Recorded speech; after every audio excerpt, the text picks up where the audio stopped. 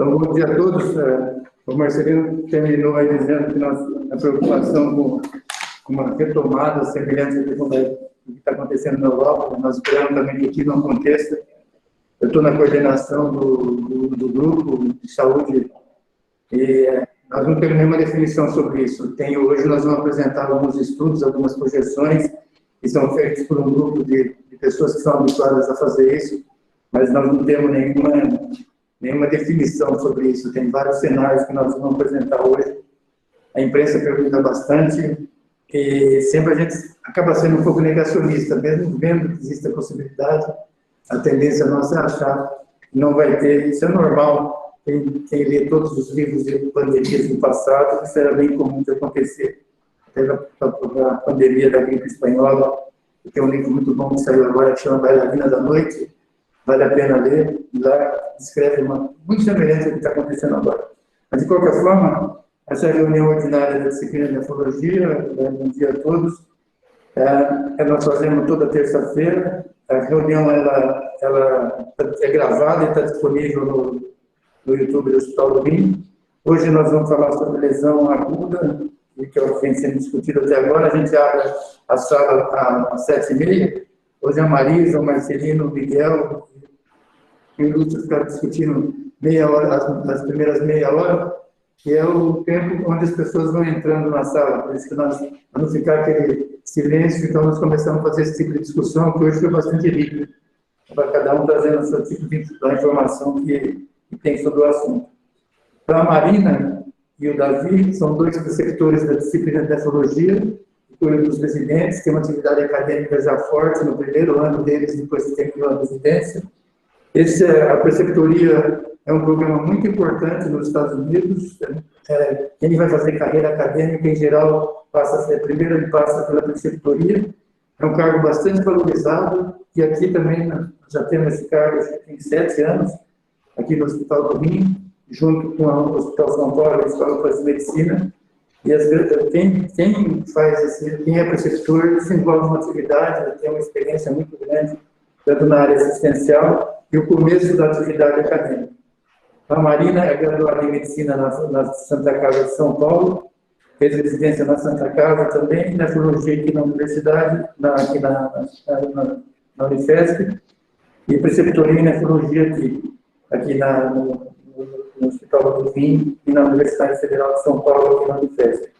E o Dr. Davi Vitório Parga dos Santos, é graduado em Medicina em Santos, na Faculdade de Ciências Médicas de Santos, em 2014, residência na Santa Casa de São Paulo, junto com a Marina, residência de nefrologia aqui na Universidade Federal de São Paulo, que inclui o Hospital São Paulo e o Hospital do Rim, e preceptora de nefrologia da Universidade Federal de São Paulo, agora que divide a preceptoria junto com o Davi.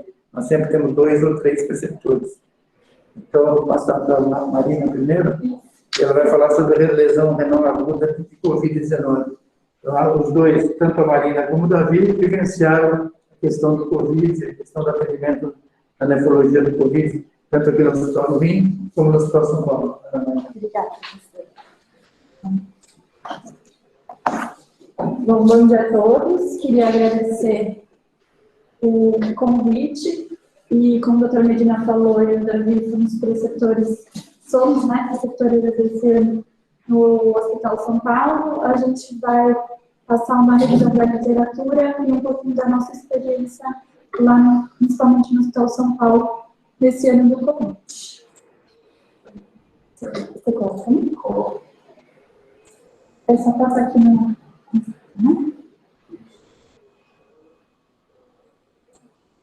Bom,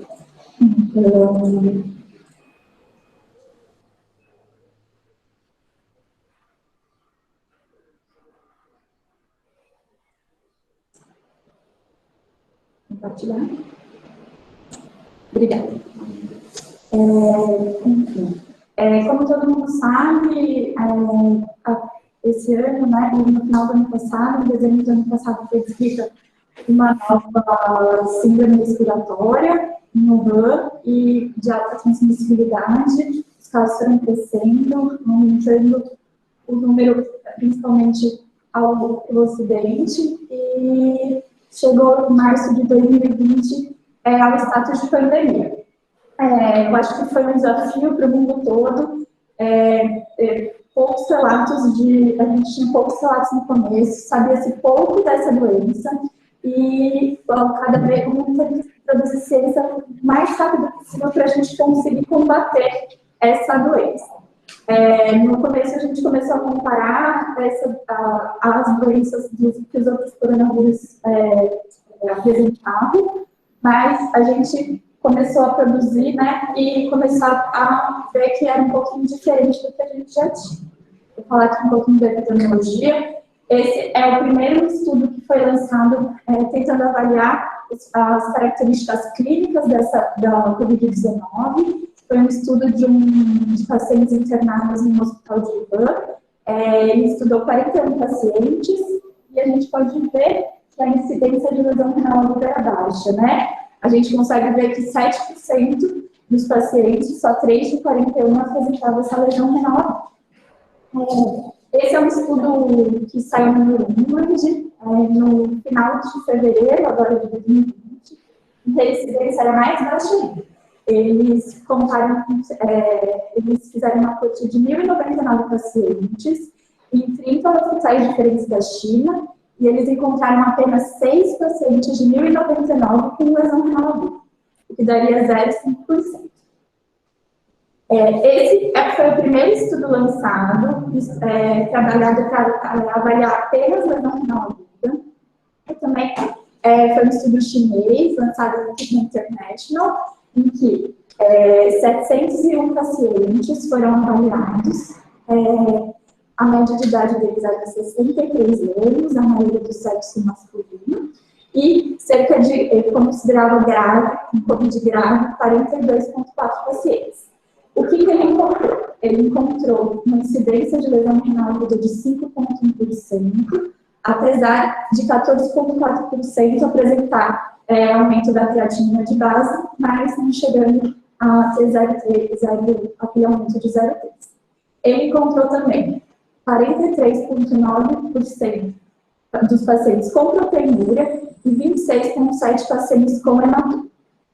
Outro dado importante que começou principalmente a levar, começou a mostrar por que essa lesão, o reconhecimento de lesão renal aguda era importante. 16,1% dos pacientes que evoluíram com lesão renal evoluíram a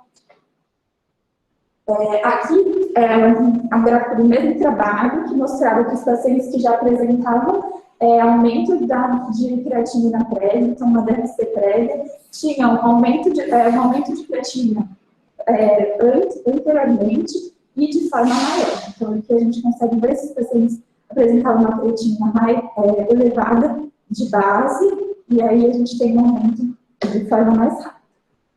Nesse trabalho também, a gente pode avaliar o grau de proteinúria e de hematoma. A gente consegue ver aqui, essa é a curva que foi encontrada de proteinúria, considerada 2 cruzes, a gradação de 2 cruzes, e aqui à direita, hematura também, o maior volume encontrado foi de 2 cruzes. A pandemia foi aumentando, né? O primeiro lugar do Ocidente que a gente teve maior número de casos foi o norte da Itália, a Itália como um todo, e a gente começou a ter os trabalhos do Ocidente, né? Eu trouxe aqui esse trabalho de Gênova, um trabalho com 777 pacientes internados, com PCR para SARS-CoV-2 positivo, e ele encontrou uma incidência de lesão renal aguda de 26,6%, onde 45% dos pacientes que evoluíram tinham DRC prévia, e 2,8% desses pacientes necessitariam de terapia de substituição renal. Aqui a gente conseguia ver que a maioria dos pacientes que evoluíram para lesão renal aguda evoluíram na admissão, diminuindo ao longo do tempo. Na primeira semana a gente teve menos pacientes diagnosticados e na próxima semana também. Estados Unidos, né, eu acho que é o país que teve mais mais casos de Covid-19, e a gente começou a apresentar os dados também que eram conflitantes para os chineses, né? Esse aqui é um estudo de pacientes de 30 hospitais de Nova York, que eles avaliaram uma corte de 5.549 pacientes internados com Covid-19, e a incidência que foi encontrada de lesão renal aguda foi de 36,6%. Os pacientes que necessitaram nesse caso, foi hemodiálise 5,2%, foi encontrado também necessidade de 36%, um valor de 36% de proteinúria e de 26% de hematura. Nesse caso, a gente consegue ver que o maior valor de necessidade de hematura era moderado, ele considerou 2 cruzes, e para proteinúria, 1 cruz, proteinúria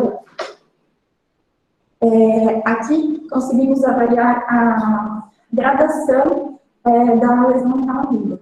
Em amarelo, a gente consegue ver os pacientes admitidos, então a gente vê que a maioria apresentava a lesão renal aguda AQ2, que foi a classificação que ele usou, e a maioria dos pacientes que evoluíram a óbito, aqui em azul, podem apresentar como lesão renal aguda AQ2.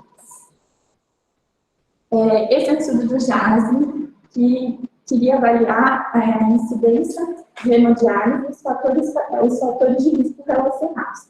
Então, ele fez uma corte de 3.099 pacientes, que eram pacientes internados em terapia intensiva em 67 hospitais dos Estados Unidos. E o que ele encontrou?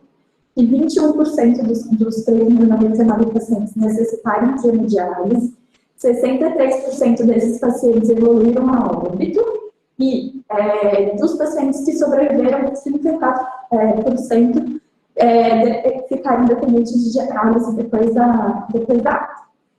Os fatores de risco encontrados foram sexo masculino, pacientes que eram hipertensos e diabéticos, quanto maior o IMC, maior o fator de risco, apresentar doença renal crônica prévia e a gravidade principalmente da síndrome respiratória aguda grave. Essa aqui é uma meta-análise que mostra, que compilou 20 trabalhos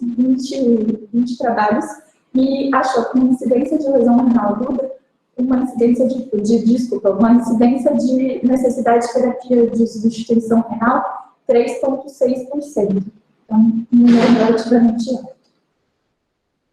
E por que dessas diferenças? Né? Esse editorial do JASME, ele quis discutir um pouquinho isso, e aí ele coloca que podem ser várias causas, né? Mas a diferença na apuração de dados é uma delas. Os pacientes orientais terem menos fatores de risco para alcançar principalmente lesão renal e terapia de substituição. A gente tem diferentes indicações, tanto de hospitalização, quanto de necessidade de terapia intensiva, entre o mundo oriental e ocidental. Os cuidados dentro da UTI, então, suporte à vida é feito de forma diferente. E a diferença dos lugares qual é o time da indicação de diálise, já que não tem. A gente tem as indicações clássicas, mas que não necessariamente, mas muitos são alcançados em todos os pacientes. Agora, falar um pouquinho da fisiopatologia. Como falei, o conhecimento da fisiopatologia da doença, principalmente foi colocado na nefrologia, os nefrologistas, né, ficaram preocupados, por quê? Foi conhecido que o SARS-CoV-2 ele tinha uma interação com os receptores de ECA2, né? Ganhando conhecimento, descobrimos que eles tinham uma ligação na epitélio nasal, que podia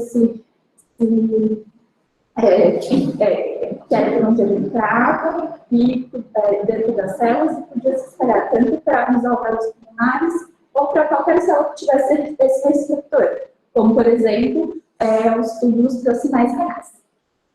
Então, a ideia, o vírus entra, ele tem uma ligação com um receptor da ECA2, associado com o cofator do TMPRSS2, E é esse polimorfismo que a gente acredita e tem estudado para saber a gravidade do que a gente acredita que pode ser a evolução dos pacientes para casos mais graves ou não. E aí esse vírus é internalizado dentro das células e isso faz com que possa ter uma multiplicação viral. Com isso, foi colocado se haveria ou não a modificação, se haveria ou não a modificação da indicação dos bloqueadores do sistema renina-angiotensina-aldosterona, porque acreditava, o racional era que pacientes que utilizavam essas medicações apresentavam uma upregulation de receptores, então apresentariam um maior número desses receptores de ECA2 e, então, locais um maior aumento dos receptores para que a gente pudesse ter essa internalização celular, podendo levar a casos mais graves da doença. No entanto, os trabalhos posteriores não encontraram essa correlação e as sociedades internacionais mantiveram as indicações comuns dessas medicações, então não teve nenhuma modificação, não se comprovou essa teoria. Falando um pouquinho mais do mecanismo de lesão renal, a gente não tem muito bem elucidado nesse mecanismo, acredita que ele é multifatorial, mas, como eu já falei, a gente tem uma ligação direta e indireta para a gente encontrar essa lesão. Uma das ações diretas que a gente pode ter é a ligação do vírus, a internalização e a citotoxicidade no túbulo proximal, levando a uma necrose tubular.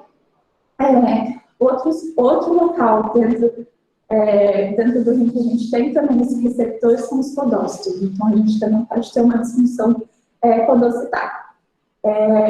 O vírus diretamente, como eu já expliquei, tem uma ativação alterada do sistema renina-angiotensina-aldosterona, que pode levar a uma vasoconstrição e uma mudança da hemodinâmica do glomérulo. Pode levar, ser também um componente para esse fator agressivo.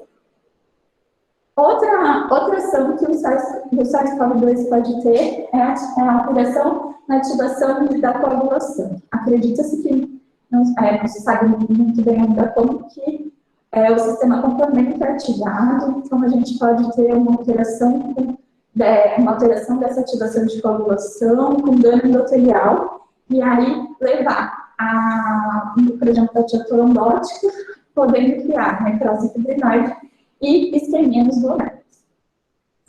Outro mecanismo seria a elevação das citocinas, então uma cascata inflamatória, principalmente de interleucina 6 e TNF-alfa, poderia levar a uma versão diretamente, com formação de danos também, para levar essa agressão tanto glomerular quanto tubular. Aqui eu trouxe um trabalho do Lancet que tentou avaliar o tropismo renal. Então, foram 63 biópsias pós-mortem, onde eles fizeram uma busca pela presença do SARS-CoV-2 no tecido renal. Foram encontrados 60% do SARS-CoV, 60% dos pacientes foi encontrado o SARS-CoV no tecido, mas o que é interessante avaliar, de 3 pacientes, apenas 3 pacientes que apresentaram, que tinham essa presença desse vírus, não apresentavam lesão renal aguda, e de todos os pacientes que apresentavam lesão renal aguda, apenas 9 pacientes não apresentavam o vírus no tecido. É legal avaliar também que isso influenciava na mortalidade. Os pacientes que apresentaram o SARS-CoV-2 positivo no tecido evoluíram de forma mais rápida ao óbito. A gente consegue ver que os pacientes que tinham no tecido tinham cerca de evoluíram ao óbito em 16 dias e os que não apresentavam evoluíram em 22 dias. Outra ação que a gente teve também é a descrição da gesto laxante, né? Eu trouxe esse trabalho para o relato de base, mas a gente tem alguns outros que mostravam essa relação. Nesse trabalho, nesse trabalho específico, ele relatava o caso de um jovem de um jovem negro nigeriano que morava nos Estados Unidos e que apresentou, depois de 3 semanas de quadro respiratório, uma síndrome nefrótica com uma perda rápida de função renal. Ele foi biopsiado, ele foi diálise, foi biopsiado, e aí foi visto essa coroa podocitária que a gente pôde diagnosticar como JS colapsante. Como eu já falei, esse paciente ele era africano e ele foi realizado estudo genético nessa universidade, que foi em Colômbia, e foi encontrado os alelos que a gente tinha relação maior com a poliproteína 1, que a gente já conhece, que também é relacionado ao JS colapsante. Acredita-se, então, que o SARS-CoV-2 pode ser um segundo hit com essa associação com esse API. Então, assim como o parvovírus B19 então, é um dos diagnósticos que a gente tem que ficar de olho. A maioria da literatura mostra que sempre que, depois de 2 a 3 semanas, se o paciente teve uma proteína maciça, tem indicação da gente investigar no exame de biópsia renal, pensando no estudo diagnóstico de JS colapsante. Agora, as causas indiretas. Os pacientes, como já falei, têm todas essas lesões diretas renais, mas a gente também tem esse acometimento sistêmico.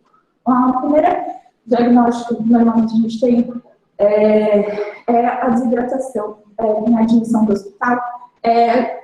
Os pacientes entram muitas vezes, depois de ter distúrbio do trato gastrointestinal, estão desidratados. Então, sempre corrigir essa hipovolemia, lembrar que é uma das causas de lesão renal. Como eu já falei, a gente tem uma tempestade inflamatória, né, que pode lesar o dano endotelial crônico e a formação de danos, que também é uma lesão direta.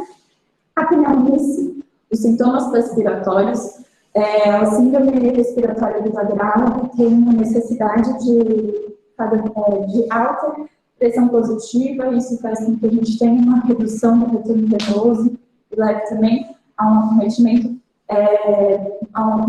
renal. Assim como o acometimento direto do vírus no coração, ele leva a miocardite viral, então a gente pode ter também uma congestão venosa importante, levando um mecanismo de lesão de cardiorrenal, que a gente conhece. Existem também outros mecanismos, como a rabdomiólise. Os pacientes com Covid têm bastante lesão muscular, tem bastante sintoma muscular, bastante dor, e podem evoluir para a rabdomiólise. Então, é mais um mecanismo que a gente tem que pensar. Além de tudo isso, na hepatotoxicidade é uma coisa importante, não tem como pensar em pacientes internados que não possam ter essa evolução tanto com LTA quanto I. Aqui é um estudo que mostra as outras causas, as causas indiretas na evolução ao longo do tempo. Então, como eu falei, aqui em mostarda, a hipovolemia, que principalmente na primeira semana, vai reduzindo a quantidade nas outras causas, e aqui em azul escuro, que vai aumentando ao longo do tempo as causas indiretas de choque. Assim como vai acumulando também as causas por nefrotoxicidade. Agora eu vou falar um pouquinho da anatomopatologia. Então, vamos só mostrar um estudo chinês, que foi realizado 26 biópsias pós-mortem, em colaboração da Agnes Fogo, que a gente encontrou alguns pacientes apresentaram lesão tubular, com perda da borda da escova, na borda da escova, que é o que a gente consegue ver aqui nessa letra A. Apresentaram um filtrado inflamatório difuso tubo intersticial, que a gente pode avaliar aqui também. Um paciente só apresentava um filtrado inflamatório no vaso, obstruindo sua luz, que é o que a gente consegue ter noção aqui na letra B. Encontrou-se também, em alguns casos, necrose fibrinoide, que a gente pode conseguir deduzir que seria uma microangioplastia trombótica, né? Isso também foi lá, e foi encontrado também glomérulos murchos, que também caracterizam a isquemia glomerular e, com isso, provavelmente a microangiopatia trombótica também. Aqui é uma microscopia eletrônica, onde foram encontradas lesões diretas, lesão direta do vírus, imagem direta do vírus, e alguns depósitos subendoteriais, provavelmente causados pelo vírus também. Foi realizada imunistoquímica, essas são colorações que foram os receptores de ECA2, e a gente podendo avaliar, conseguimos ver que alguns pacientes apresentaram uma regulation desses receptores. Teoricamente, a gente deveria, pessoas que não apresentam essa doença, ter uma coloração menor. E, por fim, foi encontrado também a positividade na imunofluorescência para anticorpos anti-SARS-CoV-2. A gente consegue ver aqui em alguns estudos. Esse foi um dos primeiros trabalhos que saiu, a gente conseguiu tirar conclusões um pouquinho da fisiopatologia, mas a gente apresenta outros trabalhos posteriormente que alguns pacientes, como eu já falei, não tinham nenhuma alteração, na microscopia. Agora, um pouco de terapia de substituição renal, já foi comentado na parte prévia, mas eu acho que foi um grande desafio para os nefrologistas, né? No dia, assim, de uma forma muito rápida, a gente teve um número muito maior de pacientes que necessitaram de terapia de substituição renal, ficando com medo de faltar material, e principalmente material novo, né? Eu acho que foi um grande desafio para todos os centros. Essa revisão discute um pouquinho a partir de algumas recomendações, tanto do CDC quanto da ACM, e ele coloca que, teoricamente, deveríamos priorizar a equipe de enfermagem treinada para pessoas que já saberiam mexer com hemodiálise, porque pessoas experientes iriam ter uma preocupação maior, talvez necessitassem de ajuda, então talvez fosse uma exposição maior de pessoas de forma desnecessária. Ele coloca também que algumas que deveriam se manter as indicações básicas que o código preconiza, priorizando o controle volúmico, e que o método disponível e mais conhecimento de cada centro deveria ser usado. Já foi colocado, tiveram uma série de locais que tiveram problemas, principalmente com anticoagulação. Ele coloca também que a anticoagulação deve ser revista dentro do centro, então cada centro deve se adequar a um protocolo. Então, se você pode reavaliar o protocolo de citrato, ou mesmo necessidade de anticoagulação sistêmica, que foi o Dr. Marcelino já falou sobre isso hoje. E, enfim, então você tem que ofertar a melhor forma que você tem para aquela quantidade de pacientes. Nos Estados Unidos, eles tiveram até indicação, começaram a usar diálise peritoneal ao vivo, por realmente falta de material, e tem relatos que eles tiveram relatos com bastante sucesso, então acho que é um método também que a gente deveria considerar. A gente tem aqui só um grupo do Código Ronco, né?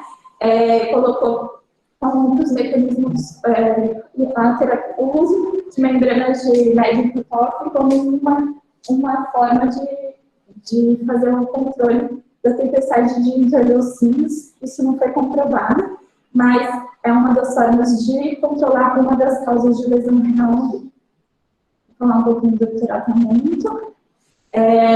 Agora, no metade de outubro, saiu esse consenso na Nature, um consenso que teve com alguns especialistas que avaliaram tanto todos os conceitos de lesão renal do Covid, e aí eu vou ser um pouquinho do que eles concluíram a ser o tratamento, colocando aqui a importância da gente tentar fazer o controle e prevenir a lesão renal aguda, já que tem tanta relação com a mortalidade, né?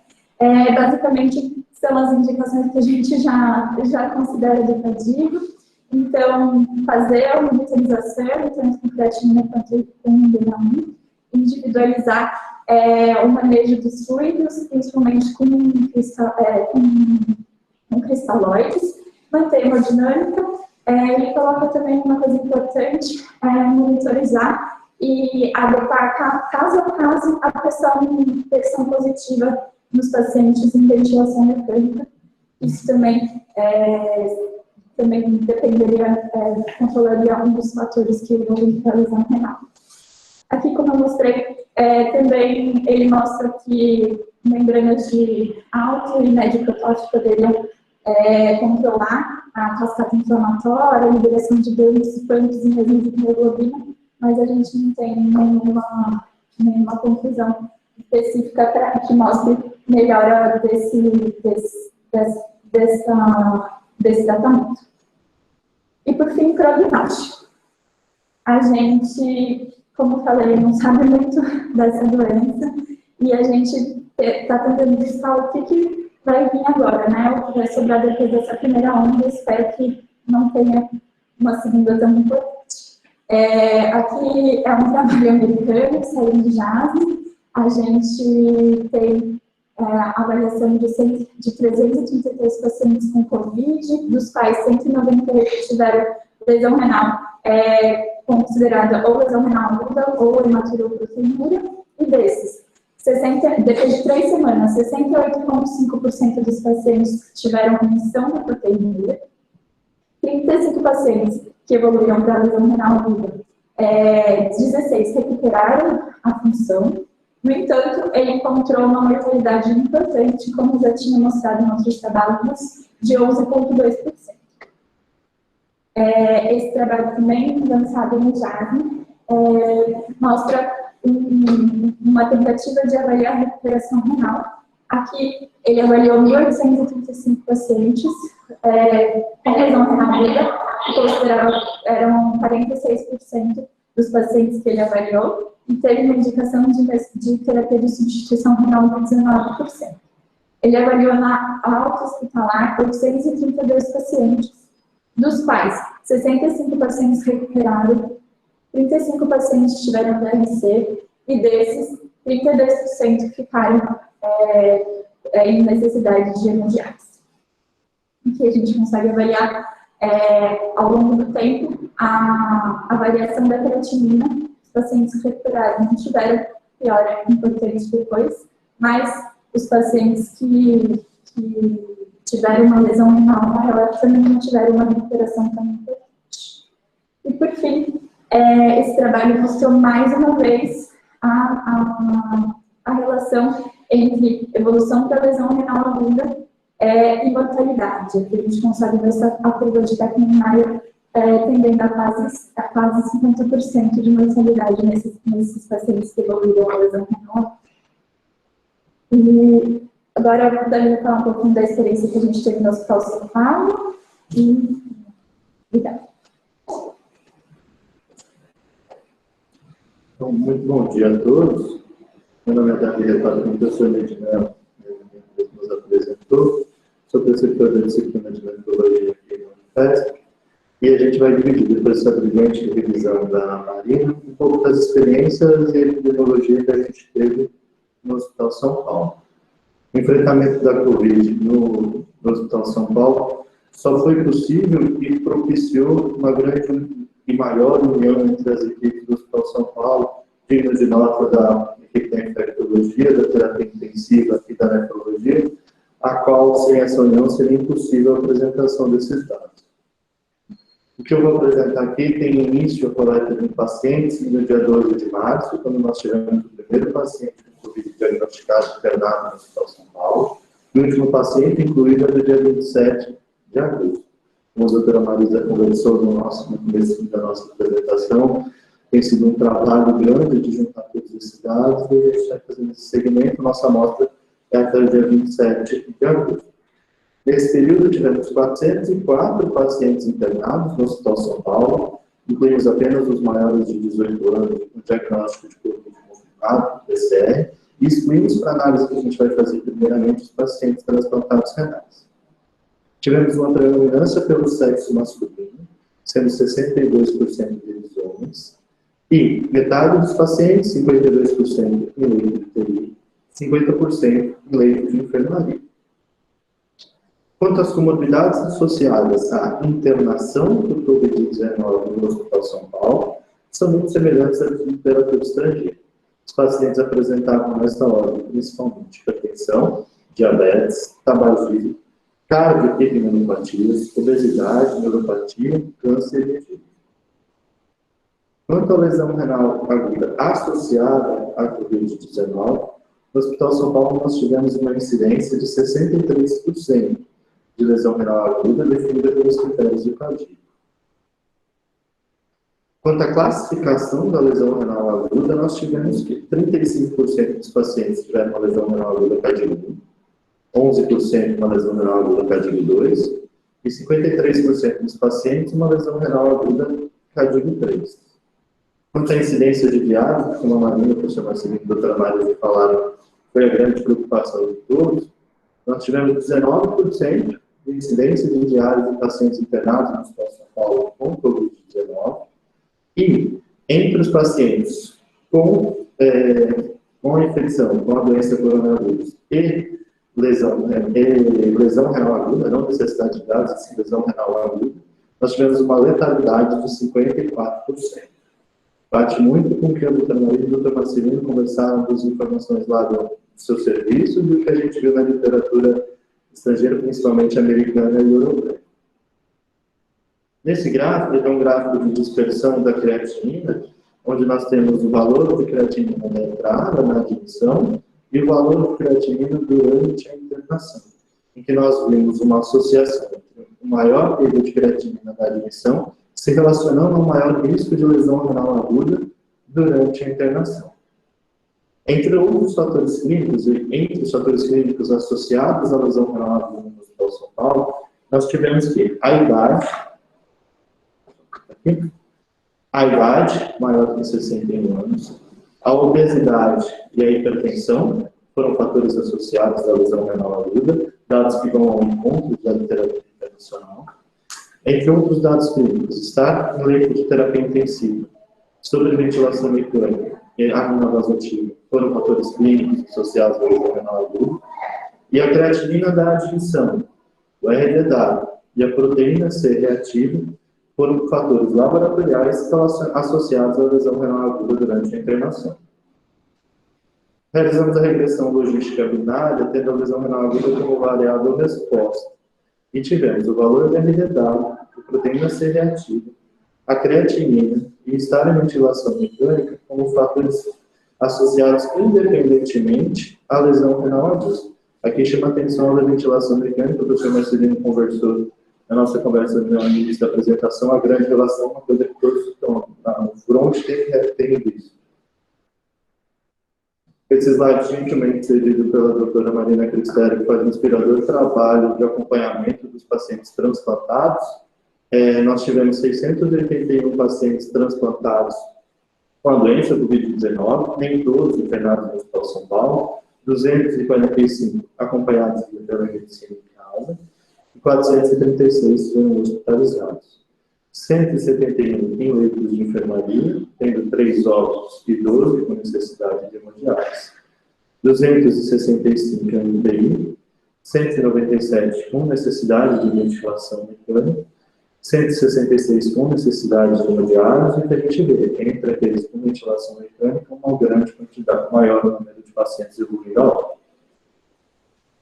Por fim, eu vou apresentar 3 casos que a gente considera são casos que fogem um pouco à sepse e à tempestade inflamatória que a gente tem visto, casos que nós vimos e que aprendemos e gostaríamos de dividir.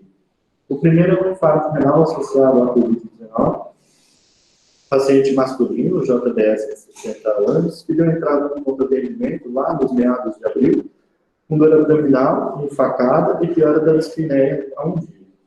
Esse era um paciente vasculopata, hipertenso, diabético, já tinha tido infarto de vascularização do miocárdio, um AVC isquêmico, Tinha uma insuficiência cardíaca sintomática, mas apesar de tanta vasculopatia, tinha uma creatinina de base de 0,7. Foi solicitada uma tomografia de tórax e abdômen, marcadores de necrose miocárdica, devido ao seu antecedente pessoal. Na tomografia de tórax, a gente viu o que foi se tornando cada vez mais comum, infiltrado intrafusco bilateral, em mais de 50% do parênquima pulmonar. E na tomografia de abdômen, devido a essa queixa de dor abdominal enfacada, o para nós até então surpreendente achado de um infarto renal em região inferior de rim esquerdo. Esse paciente, então, com essa dispneia e dor enfacada, apresentava essas alterações tomográficas, apresentou uma curva de marcadores de necrose miocárdica e uma alteração ecocardiográfica com piora de função, que foi interpretado como uma miocardite viral, também uma apresentação pouco atípica, mas cada vez mais lista na doença. Esse paciente evoluiu com lesão renal aguda cardíaco 3, com necessidade de hemodiálise por 10 dias e recebeu alta com a creatinina de 1,2. O segundo caso é um caso que nós realizamos uma biópsia renal em um paciente com diagnóstico de Covid-19. Era um paciente masculino de 51 anos, que deu entrada com dispneia, tosse seca e edema de membros inferiores e uricúria há 2 dias. Era um paciente com antecedentes de obesidade, hipertensão arterial, diabetes, uma doença renal crônica com clínicos estimados de 36 ml por minuto. Chamava a atenção que na entrada um paciente que tinha uma estabilidade clínica relativa, precisava apenas de O2 suplementar, mas tinha uma creatinina de 7,6.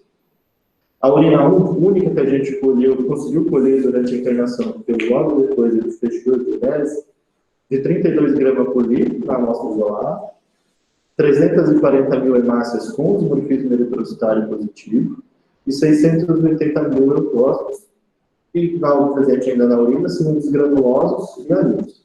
Esse paciente teve o diagnóstico de Covid confirmado, o PCR, a tomografia de tórax não apresentava um quadro tão grave, uma extensão moderada, apresentou também alteração ecocardiográfica e curva de marcadores de necrose miocárdica, também interpretado como miocardite viral, e um ultrassom de rins e vias sem grandes alterações.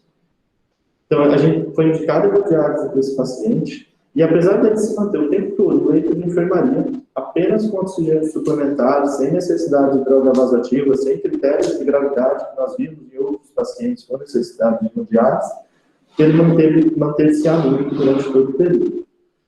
Ele permaneceu, então, 15 dias em hemodiálise, e com 15 dias foi o tempo que ele saiu do isolamento respiratório, nós procedemos, então, à biópsia renal. Esse é um fragmento, o fragmento que foi levado para a microscopia óptica. Não havia glomérulos, essa é uma amostra que foi recuperada da imunofluorescência, então tem um pouco de artefato quanto à fixação, mas o que a gente consegue ver é, nessa primeira imagem, uma atrofia tubulointersticial moderada, um compartimento glomerular, uma glomerulosclerose nodular intercapilar, é um paciente diabético que usa há pelo menos 15 anos. E no compartimento vascular, uma alteração da relação dos paredes, uma arteriosclerose moderada. A imunofluorescência apresentava depósitos lineares fracos, IgG em alça capilar, cápsula e parede tubular, que foi interpretado pelo professor Luiz Moura como alterações relacionadas à hipertensão e diabetes. Era um paciente que apresentava uma urina com alterações de proteinúria hematura, fato que nós, pela literatura, vemos em 70% a 80% dos pacientes, e é algo que nós encontramos um número semelhante em nosso, 70% a 80% com sedimento urinário ativo. E, como na literatura internacional, os achados da biópsia muitas vezes não são específicos. E, por último, um caso de um paciente com Covid em transplante renal, o Hospital São Paulo foi o grande parceiro do Hospital Marinha. A maioria dos pacientes aqui do Hospital se internaram lá no Hospital São Paulo, tivemos uma grande experiência nesse sentido também. É uma paciente feminina de 54 anos, que deu entrada no dia 16 por dispneia para pequenos esforços, diarreia e febre. Era uma paciente doente renal crônica por doença renal policística, recebeu um transplante de doador vivo há 2 anos, de imunossupressão, tacrolimus, everolimus e prednisona, sem apresentar durante esse período nenhuma intercorrência relacionada ao transplante e uma creatinina basal. Essa paciente teve seu diagnóstico confirmado, Covid, permaneceu como os outros, sem grande estabilidade clínica, apenas com catéter de A2, sem necessidade de droga vasoativa, mas evoluiu com uma disfunção aguda do enxerto e uma microangiopatia trombótica clínica, anemia, plaquetopenia, com esquizócitos, DHL elevado, marcadores de hemólise. Foi iniciada a hemodiálise dessa paciente, optado por suspensão de imunossupressão e iniciada a plasmaférese. Aqui, a evolução da creatinina da paciente durante a internação, o aumento da imunossupressão nesse período, mas logo depois da entrada da hemodiálise e a suspensão. E o nível de plaquetas, com a queda durante a internação, verificou a queda dos níveis hematimétricos durante a internação. Essa é uma paciente que não tinha como doença de base uma doença relacionada ao complemento, endotelial ou glomerular, era uma paciente que tinha como doença de base doença renal policística. Usava, sim, a associação de inibidor de calcinemia e inibidor da rapamicina, mas havia já 2 anos sem nenhuma intercorrência relacionada.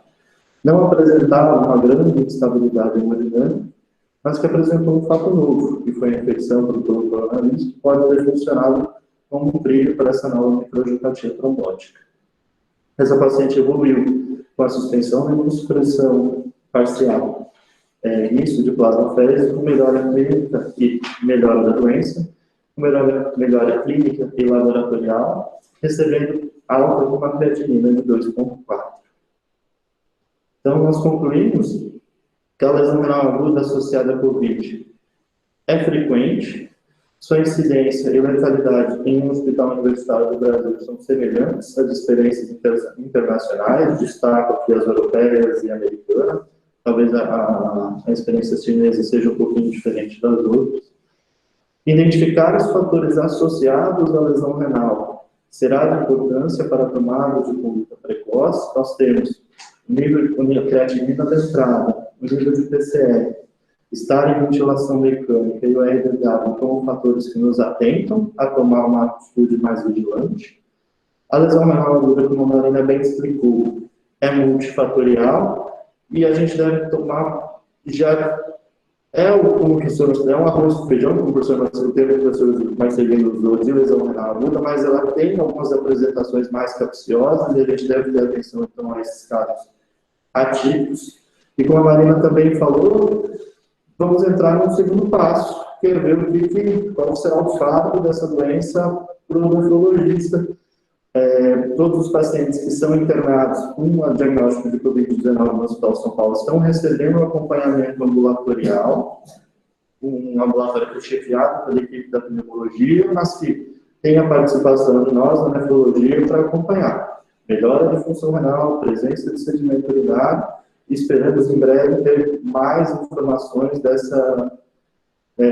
do faro dessa doença relacionada ao então, eu queria agradecer, antes de mais nada, ao professor Miguel, que nos tem ajudado bastante em encabeçar essa luta para conseguir unir esses dados, a gente conseguir maiores informações para conduzir melhor a doença. Essa é uma forma do nosso grupo, reuniões se tornaram habituais agora, todas online, não é? E agradecer demais também às equipes do Hospital São Paulo, multidisciplinares, especialmente a nefrologia e os residentes, que foram fundamentais para o enfrentamento da doença nesse período que segue. E, por fim, só aproveitando o momento, nós, preceptores da nefrologia, também modificamos nossos modos operantes durante a pandemia. A nefrologia tinha reuniões segundas e quintas, com nossos chefes, aulas, discussões de artigos, e nós transferimos todos para online e estão disponíveis. Muitos dos professores que estão aqui, o professor Lúcio, o professor Marina, o professor Hélio, colaboram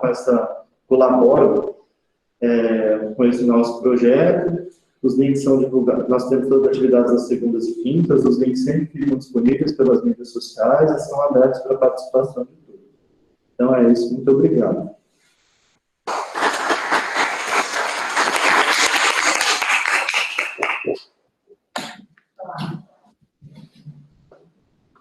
Parabéns, Marina e Davi, pelo trabalho de vocês. Parabéns, professor Miguel. A sala está aberta para comentários. Se alguém quiser fazer alguma... Tá certo? Professor, por favor.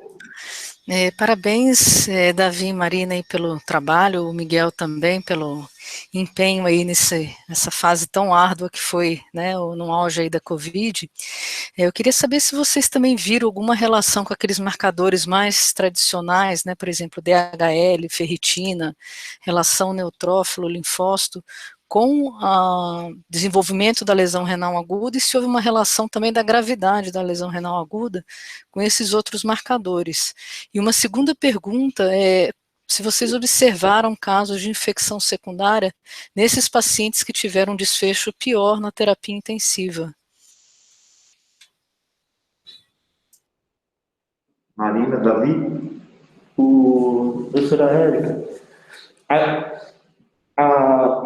juntar todos os dados tem sido uma crescente. A gente apresentou dados parciais dos nossos achados, e até o momento que a gente teve de relação foi a creatinina, o RDW e o PCR. A gente vê esses fatores como fatores de gravidade no geral. Acredito que o maior número de dados, juntando todos os pacientes e que ainda seguem, talvez a gente tenha novidades, mas por enquanto foram esses. E sem dúvida, a gente não discriminou isso na nossa apresentação, mas isso é uma coisa que acho que quem está na linha de frente acompanha. Muitos desses pacientes evoluem com infecções secundárias e complicações relacionadas. Então, acredito que sim. Nós não associamos o uso de antimicrobianos para tratamento de infecção secundária como fator de risco. Isso não foi analisado, mas com certeza tem relação. Érica, posso falar um pouquinho? Claro. Érica, é o seguinte, nós observamos também renal agudo, grupo de renal agudo, não renal agudo, observamos que renal agudo tem dímero maior, tá? E ferritina maior também. E a proteína C reativa foi o que manteve na multivariada. Isso foi achados novos, né? Desenhamos o estudo, e agora isso é novo, tá? Só fazendo um resumo dos dados, assim, só para contextualizar, o que o pessoal está apresentando aqui são os dados do Hospital São Paulo, né? O Hospital São Paulo é o Hospital Universitário da Universidade Federal de São Paulo, né? E é um dos poucos grandes hospitais de São Paulo que ainda persiste com porta aberta, isso é bem importante a gente frisar, né? Então, o pronto-socorro estava porta aberta, foi montada uma estrutura para se dividir o atendimento de pacientes que eram sintomáticos respiratórios daqueles que não eram sintomáticos respiratórios, e foi um dos parceiros importantes no enfrentamento da pandemia aqui na cidade de São Paulo. Eu estou contextualizando isso, tem bastante gente na sala que não é da cidade de São Paulo. Então, esses dados que foram apresentados pelo Davi no final da apresentação, depois da revisão da Marina, dizem respeito justamente a esse grupo de pacientes atendidos aqui no Hospital Universitário da Universidade Federal de São Paulo. Então, 63% de lesão renal aguda, classificada pelo CADIGO, 153% CADIGO 3, né, uma lesão renal aguda mais grave, com 19% de necessidade de terapia renal substitutiva e 54% de óbito. E os marcadores dessa coorte de pior evolução para lesão renal aguda, idade, obesidade, hipertensão, necessidade de ventilação mecânica, e aí está em UTI, necessidade de droga vasoativa, tem uma doença renal prévia, né, uma doença renal crônica prévia, e o nível de PCR. E é isso? Isso. A impressão que, pelo menos, a gente teve é que os pacientes que evoluíam a lesão renal aguda, a gente classificava mais ou menos em dois grupos. Muitos pacientes que tinham lesão renal aguda CADIGO 1 eram alguns pacientes evoluindo em enfermaria que não tinham uma doença clínica tão importante, mas que tinha que a creatinina da internação era a creatinina mais alta. Então, o paciente tinha, na hora da internação, tinha uma queda, depois evoluía para melhor. E os pacientes que evoluíam com maior gravidade clínica eram esses que evoluíam para a CADIGO 3 e tinham necessidade de hemodiálise. Então, eu acho que se a gente for observar, a gente desenharia esses dois grupos que basicamente eram esses dois. O que é interessante, nós vimos, poucos pacientes tiveram urina, a maior parte renal aguda foi urina, mas os poucos que fizeram exame de urina tipo 1 mostraram cilindros granulosos, que é tipo de necrose tubular aguda. Tá? Isso foi compatível com a literatura. tipo, Mohamed, naquele 360, publicou o grupo da New Orleans, que a maior parte era o quê? Cilindros granulosos. Era renal agudo, 68% eram renais agudos, a maior parte com cilindros granulosos. Isso foi compatível com nossos achados aqui para São Paulo. Em relação à pergunta da Érica, eu queria fazer só uma complementação. É bem interessante, Érica, esses marcadores que não são marcadores tradicionalmente avaliados em quadro de sepsis, enfim, e nem de outros tipos de pacientes graves admitidos em UTI. E o que a gente tem observado, e a gente tem um estudo avaliando isso lá no Hospital Santa Catarina, no Hospital Municipal Santa Catarina, é que a princípio a gente achava assim que o linfócito de entrada ia ser um marcador de prognóstico, né, como você falou, só que boa parte desses pacientes acabaram evoluindo com infecções secundárias e óbito por infecção secundária, depois de 30 dias de internação. E daí o que a gente vê é que há um aumento dessa contagem de linfócitos justamente quando esse paciente está com infecção bacteriana, no contexto de ventilação mecânica ou de infecção relacionada a catéter. Então, na verdade, essa evolução do linfócito atrapalha um pouquinho a questão de ter uma infecção secundária por trás, no meio da evolução. Então, o linfócito de entrada parecia ser um marcador prognóstico, mas ao longo da internação ele deixa de ser um bom marcador porque tem uma infecção secundária por trás que acaba sendo uma das principais causas de óbito desses pacientes ao longo da internação. Não sei se vocês observaram isso também. A sala está aberta, se alguém mais quiser fazer alguma pergunta, alguma observação. Nós tivemos inicialmente a participação da Marisa e do Marcelino, depois uma revisão extensa feita aqui pela Marina e a apresentação dos dados do Hospital São Paulo pelo Davi. Érica, você ia falar alguma coisa? Eu ia só fazer mais uma pergunta. A duração da lesão renal aguda, vocês têm a mediana ou a média de duração? Foi diferente de outras situações clínicas em que a gente tem sepse de outras etiologias? Teve alguma diferença? Naqueles pacientes que recuperaram, né, que eu estou perguntando, não nos que foram... Como média foram 10 a 14 dias de necessidade de diálise. Dentre os pacientes que foram de alta, como a doutora Marisa comentou, com disque, diálise pedido, foram 6 desses 404, um número pequeno entre os não transplantados. Então, um número que não foi grande, com essa média de 14, 15 dias. É claro que a gente tem aqueles pacientes com uma média maior, que são os que acabam evoluindo, inclusive, a óbito, né, ter essa relação. Posso fazer uma pergunta? Professora Bardira, por favor. Vocês acham que agora, com esse manejo um pouquinho diferente do Covid, melhorou um pouco a mortalidade? O que vocês sentem sobre isso? Eu sei que vocês não vão ter dado agora, mas o que vocês estão sentindo com os novos pacientes? Sinceramente, acho que não mudou muito a mortalidade.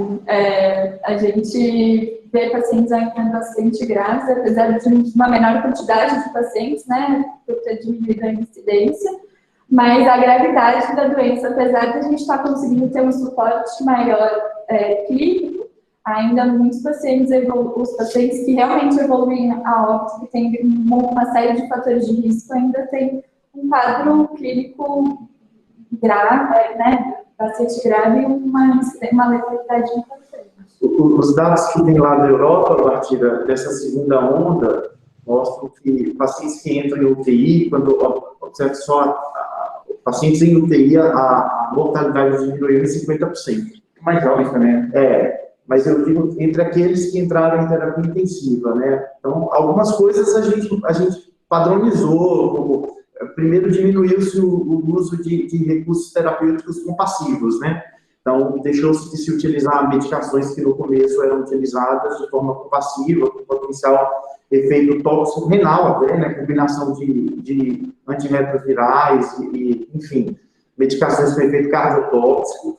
Padronizou-se o uso de corticoides, isso foi meio padronizado mundialmente, e nós aprendemos bastante em relação a suporte de oxigênio também. com menos indicação de ventilação mecânica, mais uso de técnicas de suporte de oxigênio terapia que não invasivos, e acho que isso deve ter, assim, a gente não tem isso mensurado muito claramente na literatura, mas certamente isso deve ter impactado essa redução de mortalidade em pacientes em terapia intensiva. Tem o que o Miguel está falando aqui também, que, obviamente, nessa segunda onda tem sido diagnosticado mais pacientes, pessoas mais jovens e com menos comorbidade. Marina, se quiser. Só um comentário em relação à mortalidade, Lúcio, que eu venho percebendo, fazendo a teleassistência desses pacientes, é que houve uma acomodação do sistema de saúde também. Então, claro, o paciente em UTI, que tem as comorbidades, eu vejo que a gravidade permanece. Mas o que nós tivemos no início foram pacientes sem acesso, né? Ou com um acesso truncado aos cuidados de saúde. Isso eu percebo na teleassistência, que com o amadurecimento da pandemia, o acesso dessas pessoas a serviços adequados de saúde melhorou.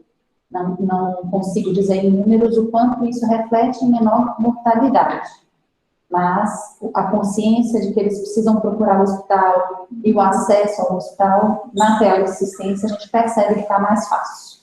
Alexandre, você tinha uma pergunta ou um comentário? Oi, bom dia para vocês. Parabéns pela aula, muito boa. Eu trabalhei agora na pandemia num hospital privado aqui em São Paulo, que montou um centro de Covid. Nós tivemos quase 900 internações de Covid em UTI lá. E a gente ouviu uma questão muito importante, que é a interação rim-pulmão. E nesse cenário, era muito frequente a indicação de diálise por pacientes com acidose e, consequentemente, levando acidose respiratória, levando a uma hipercalemia importante. E como era um quadro persistente, só ajuste ventilatório muitas vezes não resolvia, e você tinha que acabar indicando diálise para esses pacientes, tanto para acidose como hipercalemia. Lá a gente tinha um recurso da diálise contínua, e muitas vezes a gente tinha que usar concitrato, mais heparinização plena, para ter o sistema pérvio por mais tempo, né? Aí no Hospital São Paulo, como vocês fizeram para se adequar? Vocês viram essa indicação também que era pouco usual, né? E como vocês fizeram esse manejo logístico, talvez com as hemodiálises intermitentes ou estendidas? Um fato interessante que ocorreu lá, por exemplo, é que, usando muita contínua, chegou uma hora, acabou o bicarbonato, e era muito difícil você conseguir bicarbonato no mercado. Então, a gente teve que procurar soluções aí prontas de solução, enfim. Como foi essa experiência de logística, de diálise e indicação aí no Hospital São Paulo? Doutor Alexandre, obrigado pela pergunta. A nossa principal indicação no Hospital São Paulo para o início de diálise foi volume de diurese, foi balanço subido.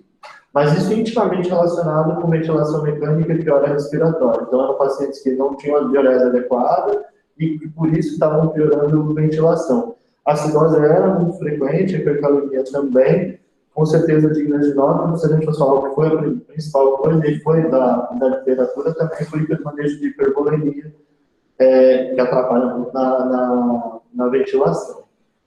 A gente no Hospital São Paulo só trabalha com diálise intermitente ou estendida, não tem diálise contínua. Houve um grande aporte tanto de material, um aumento do número de osmoses e máquinas de diálise, quanto de pessoal. Inclusive, muitos foram feitos contratos temporários e muitos dos funcionários aqui do Hospital com grande experiência em diálise foram lá para o Hospital São Paulo prestar assistência também, e foi uma grande troca. Isso foi um grande crescimento das duas equipes, com essa troca que tiveram. Tanto que a gente hoje diminuiu a quantidade de pacientes com necessidade de hemodiálise, mas o material continua. Então, a gente está com um pouquinho mais de facilidade em atender esses pacientes, talvez sejam as coisas boas da pandemia, né, o aumento um pouquinho do recurso. E o crescimento das equipes nossas de enfermagem, técnicos de enfermagem, com a ajuda aqui dos Paulinhos com esses contratos temporários que eles fizeram. A doutora Olinda, que é uma das referências em manejo de lesão renal aguda lá em Salvador, tem uma pergunta muito interessante. Se vocês observaram hiperfosfatemia mais grave do que nas lesões renais agudas habituais em UTI, inclusive hiperfosfatemia de correção mais demorada. Aqui vocês não têm CDB-HBF, mas vocês observaram esse achado de hiperfosfatemias mais graves? A gente, como o Dr. Lúcio falou, a gente não tem CDD-HDF, mas a gente avaliou o fósforo de entrada, sim, e os pacientes apresentavam fósforo, mas não era tão maior dos pacientes que apresentam homossexia. A gente não fez o controle desse exame, mas realmente os pacientes tinham uma hiperfosfatemia, mas que a gente não teve o segmento. Eu queria fazer uma complementação. Nós observamos isso bastante. Hiperfosfatemias muito graves e pouca resposta nos primeiros 2, 3 dias de terapia renal contínua. Tentamos correlacionar isso com lesão celular, através de marcadores de necrose celular, como lactato e CPK, e não observamos, bem como hipercalemias refratárias e acidose metabólica bem graves. Eu não sei se você quer contar a sua experiência, Olinda, para acrescentar aqui a discussão.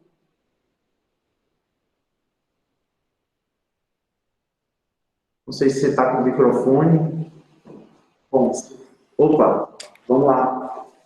Olá, bom dia. Eu tenho feito um levantamento aqui no Hospital da Bahia, na cidade de Salvador.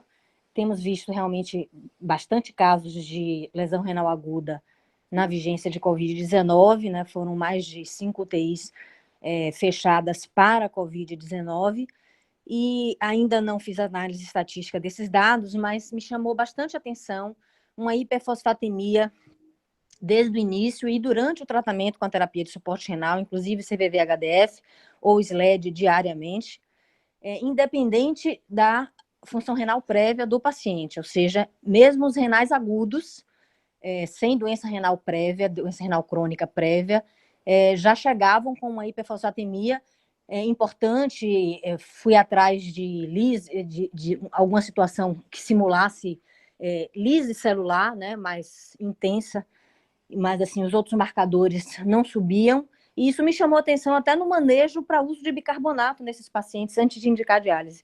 Então, como eu não vi isso na literatura, eu tive a curiosidade de perguntar aí a experiência de vocês. E muito obrigada pela resposta. Obrigado pela sua participação, prazer te ouvir. Muito obrigada. O Luiz Juliano pergunta do comprometimento cardíaco desses pacientes. Vocês têm dados relativos a isso? É interessante observar o caso, né, com o que você apresentou, Davi, com o suspeito de uma provável miocardite viral. O que a gente viu foi uma taxa mais elevada de síndromes coronarianas agudas, de marcadores de síndromes coronarianas agudas, mais do que a gente vê em paciente grave em terapia intensiva, com marcadores de necrose miocárdica aumentado e alterações eletrocardiográficas bem importantes, bem graves, o que dificultou o manejo desses pacientes. Muitas vezes esses pacientes precisavam utilizar hepatização plena e aumentava o risco de sangramento, então houve uma dificuldade no manejo desses pacientes por conta de comprometimento cardíaco, sim. A Érica pergunta da experiência em dialisar paciente em posição prona, vou deixar isso para os preceptores juntos responderem, e também se vocês atribuem a alta frequência de hematuria com dismorfismo positivo a nefropatia pela IgA, por exemplo, como uma possível explicação.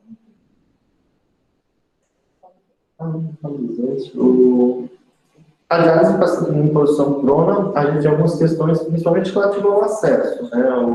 A gente tem que ter uma boa conversa com tá entrosado com a equipe da UTI para programar o acesso, e a gente está sabendo dos casos, às vezes, antes, e quando faz posição prona, viabilizar o acesso é mais difícil. Depois de orar, às vezes a gente, como todo mundo tem experiência, é muito difícil com catéter, e catéter ali em situação de UTI, muitas vezes exposição um pouquinho, então a gente tem um pouco mais de dificuldade relacionada ao catéter e não tanto a estabilidade hemodinâmica. Quanto à IgA, a gente viu muitos nossos pacientes com alterações de sedimento urinário melhorarem depois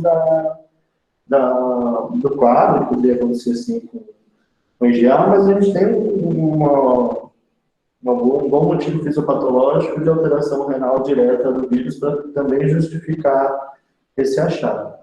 Eu li um relato na literatura que realmente eles biopsiaram e acharam IgA na imunofluorescência. Até poderia ser uma explicação, né? A gente teve uma infecção de mucosa e poderia levar, mas não é o que normalmente a gente tem a maioria dos relatos na literatura. A gente, em especial, não achou nem que tal. Doutor Hélio, tem um comentário? Não, eu tenho uma pergunta. O que essa experiência tão grande que vocês tiveram, com os dados de literatura bastante abundantes, o que é diferente da lesão renal aguda nessa doença, comparado com todas as outras doenças onde a lesão renal aguda já foi descrita? O que vocês aprenderam de novo, que não existia antes, seja do ponto de vista fisiopatológico, seja do ponto de vista de diagnóstico ou de manejo? Eu acho que o Covid tem, como eu expliquei, aquela série de fisiopatologias, né? Eu acredito que tem na literatura, às vezes, uma coisa também que a gente coloca, eu mostrei a tempestade inflamatória, mas tem alguns dados na literatura que mostram que uma sepse de outro tem uma tempestade inflamatória até 20 mil vezes maior. Então, eu acho que a gente não tem consideração isso, que é o primeiro mecanismo que a gente pensa, principalmente em lesão renal localizada sepsis. Então, eu acho que é um conjunto de coisas. Principalmente depois da primeira semana de internação, quando o paciente evolui para ventilação mecânica, eu acho que tem uma soma de fatores cada vez maior. E, às vezes, esses fatores até se contradizem, né? O paciente, às vezes, entra e colocou ele no hospital, e aí com todos os fatores, a ventilação mecânica, a gente vai, todo o suporte, eles vão acumulando cada vez mais a lesão, enfim. Além de tudo isso, tem a lesão direta, né? Então, sinceramente, a gente tem alguns quadros virais que não necessariamente dão tanto lesão direta, tanto, acho que de ação tubular, quanto da parte, principalmente de ativação do grupo de complemento, né? A gente teve uma série de dificuldades de ação. Então, eu acho que é uma sobreprodução de fatores em que, normalmente, quando a gente pensa, principalmente lesão renal aguda, principalmente relacionada à sepsis, a gente pensa no mecanismo só. E o que a gente conseguiu perceber que tinha que ter uma sobreposição de fatores de fisiopatologia. E eu acho que vem daí a gravidade da lesão renal. Posso complementar? O mais importante, contando aqui, o mecanismo de formadura aqui no Estado de São Paulo, que eu achei ontem, estatística, foi no começo da pandemia, eu usava muitas drogas, cloroquina, azitromicina, né, ivermectina, etc. Foi uma associação de 2,5 vezes de lesão renal aguda com azitromicina mais cloroquina. Vamos publicar, vamos submeter agora essa semana. Foi feito ontem análise estatística disso aí, coisa mais importante que viram assim diferente. Provas ativas, já sabidamente, ventilação mecânica, comorbidade, idade, isso já está bem descrito, tá? Mas o mais importante, mais diferente foi isso aí, tá? Eu acho que o que é diferente, assim, diferente do manejo, né, de como dialisar, primeiro, o Marcelino colocou muito bem, primeiro que a gente estava com medo no começo, né? Diferente de outros quadros sérios, muitas vezes a gente indicava diálise e realizava paciente que a gente não conseguia ver. Às vezes, assim, o acesso ao paciente estava um pouco mais restrito por uma questão de biossegurança. O cenário para montar uma diálise era um cenário diferente, com acesso habitual, por questões de biossegurança, né?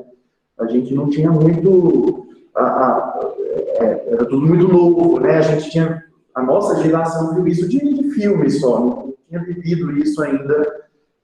Eu estou colocando nossa geração, mas eu acho que tem que colocar aqui nossa geração. A nossa geração viu isso de filme, né? Primeiro. Segundo, uma dificuldade com acesso. O Marcelino falou isso no bate-papo, e, de fato, assim, necessidade de trocas de acesso mais precoces por conta de coagulação de acesso. Isso a gente viu bastante no começo, nos primeiros meses, diferente do que a gente vê em sepsis, né? Em sepsis de outras etiologias. E a terceira, a questão metabólica. Eu, particularmente, sim, isso me intrigou, isso que a Olivia falou é verdade. Primeiro, a gente estava tratando pacientes com acidoses combinadas, né, acidoses mistas, acidoses respiratórias como eu nunca tinha visto, né, como médico nefrologista e com história de terapia intensiva. junto com acidose metabólica, então acidoses mistas de difícil manejo, hipercalemias. Os primeiros relatos que vinham da China falavam pelo contrário, meu paciente tinha mais hipocalemia. Quando a gente começou a ver aqui nas nossas terapias intensivas, eram hipercalemias extremamente graves e hiperfosfatemia, que é uma coisa que chamou a atenção, que a gente não conseguiu correlacionar com lesão celular, com dano celular, rabdomiólise ou hepatite isquêmica. Então, eu acho que esses talvez tenham sido as questões de maior diferença em relação à lesão, ao tratamento de lesão renal aguda no contexto de sepsis geral. Eu acho que no começo, os nossos pacientes chegaram muito tarde. A gente tinha, eu mostrei, né, naquele gráfico que a gente tinha, não essas primeiras falas principais, mas a mais relacionada à ventilação mecânica mesmo e à sepsis. Eu tive uma experiência externa, realmente, meus primeiros plantões como nefrologista, eu tive uma série de dificuldades com catéter e com anticoagulação. E foi os meus primeiros plantões realmente como nefrologista. E eu, e agora? Será que o problema sou eu ou é o paciente? Então, teve um pouco dessa aflição que a gente foi aprendendo ao longo do tempo. Queria, então, agradecer ao Marcelino e a Marisa por, no início, terem contado a experiência deles em 2 grandes hospitais aqui da cidade. Agradecer ao professor Miguel a presença aqui, aos 2 preceptores, a Marina e o Davi. Queria agradecer a participação, a presença de todos. Lembrar que na próxima semana nós vamos apresentar o tema Enfrentamento da Pandemia em Pau Sul, que é uma cidade aqui do interior de São Paulo, que tem um relato experimental bastante interessante. Essa apresentação vai ser feita pelo professor Medina e pela enfermeira Renata Missoni, que é a secretária de saúde da cidade.